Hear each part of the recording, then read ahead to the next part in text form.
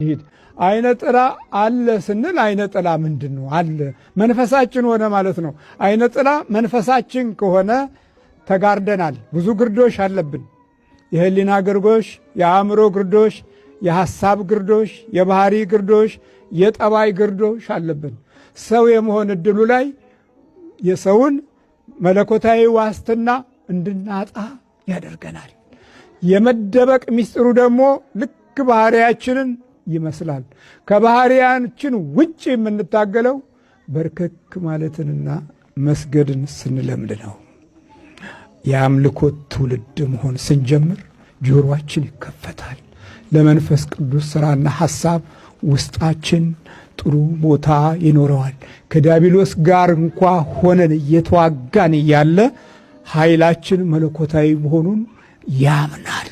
ከዛ በኋላ ቅኖች ነን፣ በጎች ነን። ለሌሎች የምናስብበት ሕሊና ከእግዚአብሔር ሬት ጋር በጸሎት ይሆናል።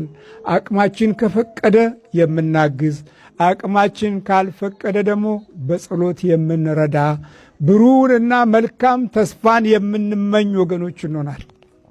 መንፈሳችንን ስንለይ ነው። ታዲያ መንፈሳችንን ካለየነው የአይነ ጥራው ግርዶሽ ማንነታችንን ሙሉ በሙሉ ያጨፈግገዋል፣ ያደበዝዘዋል። ስለዚህ እዚህ መንፈስ የመጀመሪያው የቅዱስ ጳውሎስ ቃል በሥጋ ላይ ሁለት ባለሥልጣኖች አሉ። አንደኛው መንፈሳችን፣ ሁለተኛው ነፍሳችን፣ ሦስተኛው ምናችን ነው ማለት ነው? ሥጋችን ነው። ሥጋችንን የመለኮታዊ ኃይል ማደሪያ እንዲሆን ቤተ ክርስቲያን ለረጅም ዘመናት ተግታለች።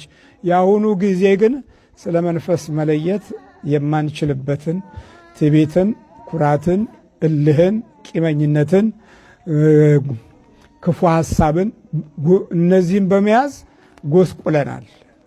መንፈሳችን አሁን እዚህ ጋር በደንብ እናውቀዋለን ማለት ነው። የቅዱስ መንፈስ ሥራ፣ የቅዱስ መንፈስ ተግባር፣ የቅዱስ መንፈስ ኃይል በጠላት ላይ ጉልበት እንድታገኝ የሚያግዝ ነው። የክፉ መንፈስ ኃይል ደግሞ ቋንቋችንና ሐሳባችን ተቃራኒ ሆኖ ዲያብሎስን እንዲያግዝ፣ አጋንንትን እንዲያግዝ፣ እርኩሳን መናፍስት ድብብቆሽን በትውልድ ላይ እንዲጫወት የሚያደርግ ጠላትነትን ማበርታት ነው። አቤት አቤት አቤት! እግዚአብሔር ይማረን። መንፈሳችንን አልለየነውም ወገኖች። አንዳንዶቻችን መንፈሳችን ዛር ሆኗል። አንዳንዶቻችን መንፈሳችን ውቃቢ ሆኗል። ውቃቢ የሚለው ጠባቂ እንደማለት ነው። ጠባቂ ያደረጉት ክፉውን ነው። እኔ ውቃቢ ነበረብኝ እያሉ የወለዱን እናቶችና አባቶች ያስተላለፉልን የተሰወረውን ነው።